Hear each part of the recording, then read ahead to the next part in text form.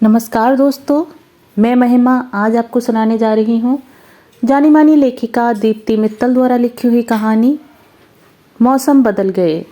तो आइए कहानी शुरू करते हैं। आज सुबह ऑफिस आकर जब कैंटीन में चाय पीने गया तो कुछ अप्रत्याशित घट गया।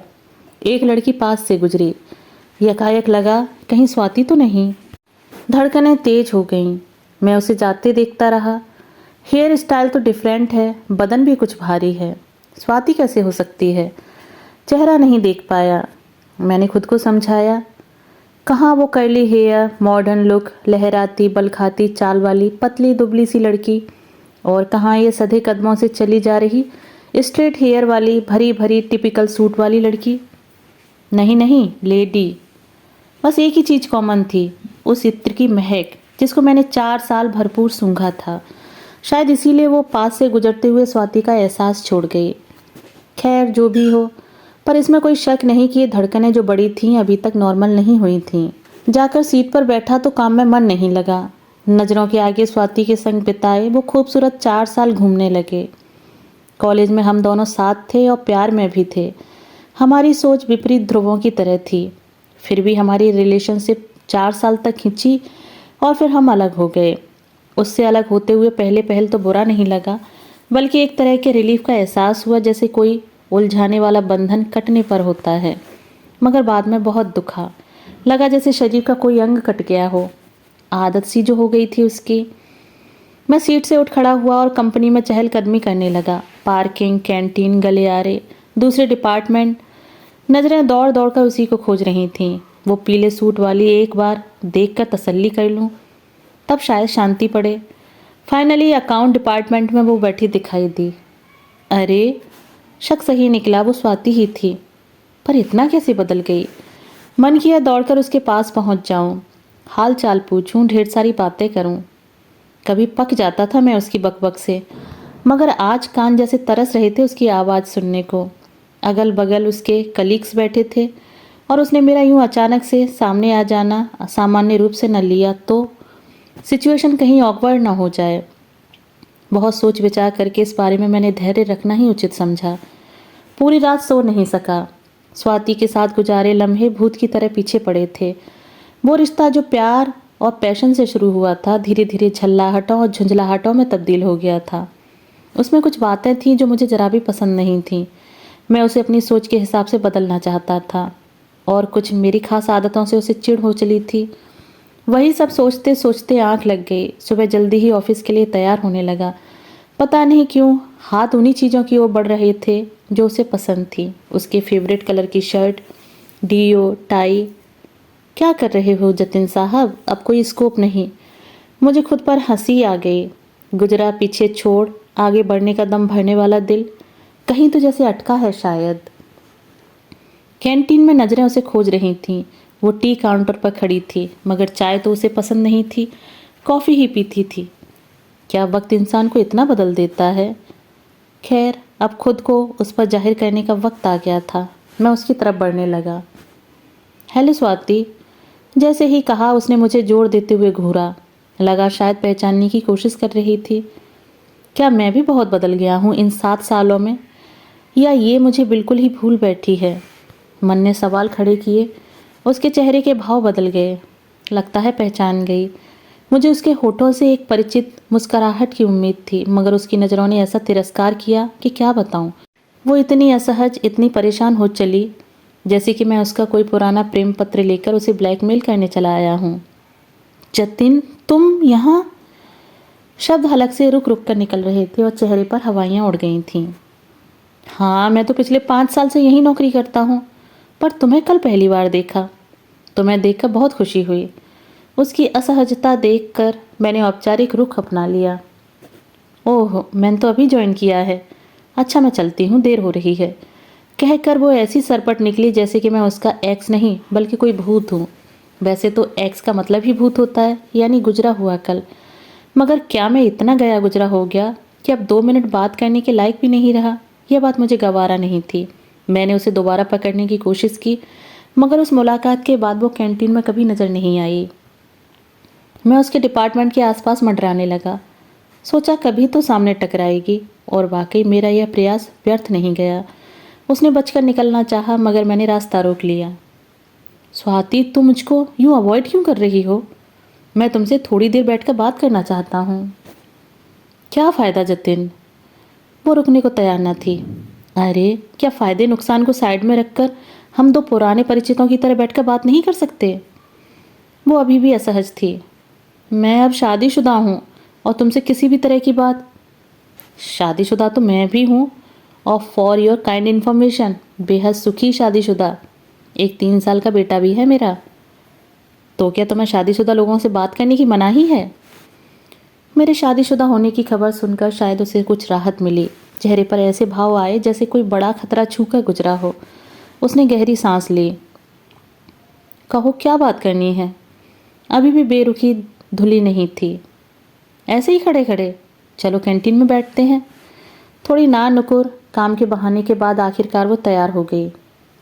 क्या लोगी? चाय। संक्षिप्त सा उत्तर थमाकर उसकी नज़रें इधर उधर डोल रही थीं। शायद आई टू आई कांटेक्ट से बच रही थी। उसकी असहजता को देख मैंने विशेष सावधानी बरतते हुए बात शुरू की। उस दिन कैंटीन में तुम्हें देखा तो मुझे लगा कि हमें बात करनी चाहिए। आखिर हम इतने साल अच्छे दोस्त। वो मुझे घूरती है। शायद दोस्त गलत शब्द था, मगर जो थे वो बोलना बेईमानी था। मैं रुक गया। दरअसल यूं ही तुम्हारे बारे में जानने की इच्छा थी। कैसी हो? क्या कर रही हो आजकल? हमारे ब्रेकअप के बाद वो पुनः घूरती है। मैं रुक जाता हूँ। अब इतना तो समझ ही गया हूँ कि वो पास्ट का एक कतरा भी छूना नहीं चाहती। चाय आ जाती है, वो सिप लेती है। मुझे याद आता है कि उसे चाय बिल्कुल पसंद नहीं थी और मुझे बेहद पसंद। तब ये बात मुझे गवारा नहीं थी कि वो मेरी पसंद को पसंद ना करे। मैं चाहता था कि वो भी मेरे साथ बैठकर चाय पिए। एक बार तो मैंने यहाँ तक कह दिया था कि अगर मुझे वाकई प्यार करती हो तो तुम्हें चाय पीनी ही पड़ेगी, मगर वो तैयार नहीं हुई। देखो, मुझ पर यूँ चीज़ें थोपने की कोशिश मत करो। मुझे नहीं पीनी तो नहीं पीनी। तुमने चाय पीनी कब से शुरू कर दी? उसके चेहरे पर हल्की सी मुस्कुराहट छा गई। शादी के बाद। दरअसल सोमेश को बहुत पसंद है। उन्हीं के साथ रहते रहते आदत हो गई। अब लगता है पहले क्यों पसंद नहीं थी। कहकर वो हड़बड़ा सी गई। शायद कुछ पिछला याद आ गया। Somesh, my husband. दिसंबर में 3 साल हो जाएंगे हमारी शादी को। कोई? अभी नहीं, नेक्स्ट ईयर प्लान करने की सोच रहे हैं।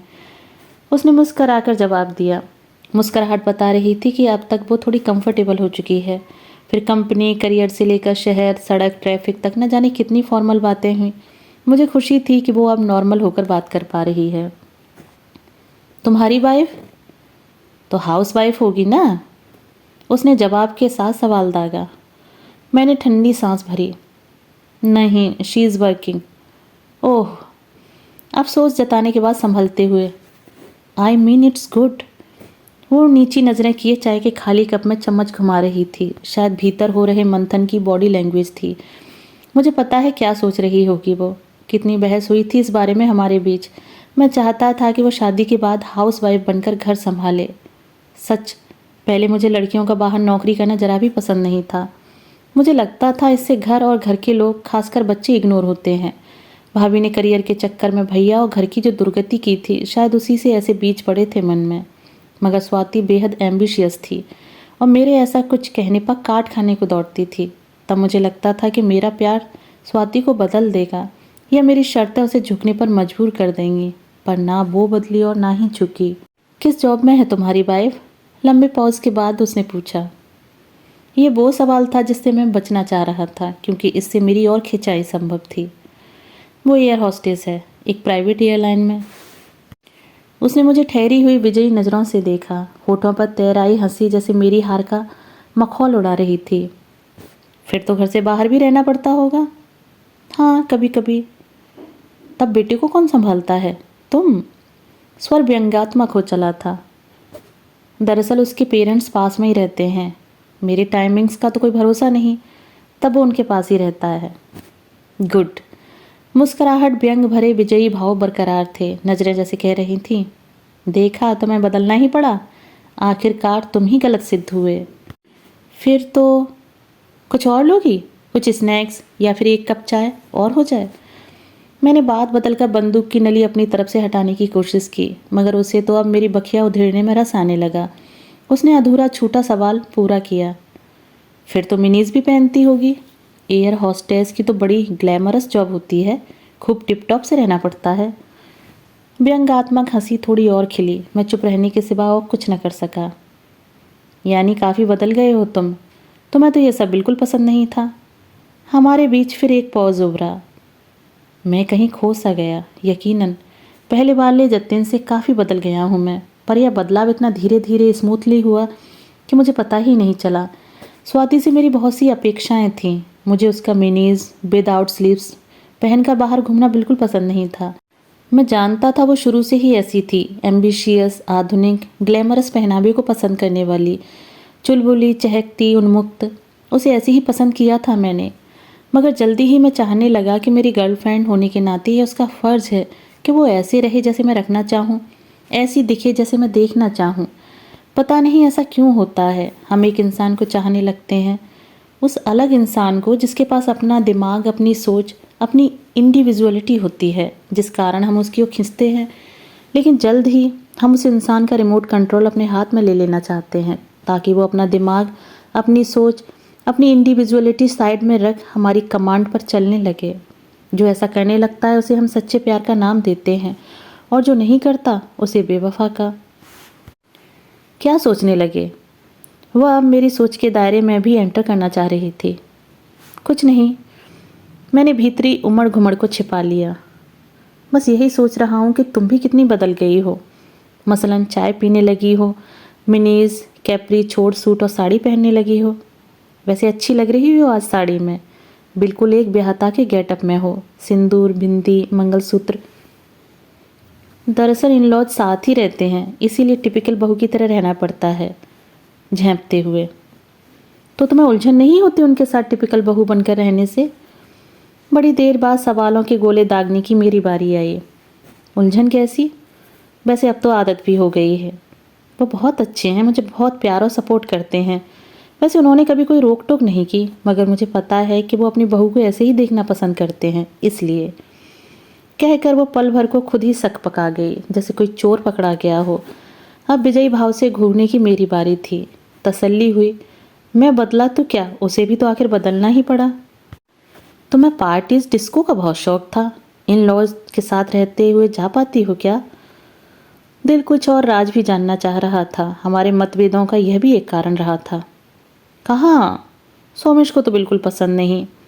फिर बात संभालते हुए, वैसे भी सारा दिन वो भी काम से थक कर आते हैं और मैं भी, फिर इतनी एनर्जी ही नहीं बचती आउटिंग के लिए। वीकेंड तो है। मैंने बात की गहराई में जाने की कोशिश की। वीकेंड तो घर और बाहर के पेंडिंग कामों को निपटाने में ही चला जाता है। फुर्सत में सब साथ बैठ कुछ अच्छा खाते हैं या फिर टीवी एंजॉय करते हैं। बस? मैंने स्वाति की नज़रों में झांकते हुए पूछा। बस और क्या? इतना ही जवाब आया, पर आश्चर्य, आंखों में लाचारी नहीं बल्कि संतुष्टि तैर रही थी।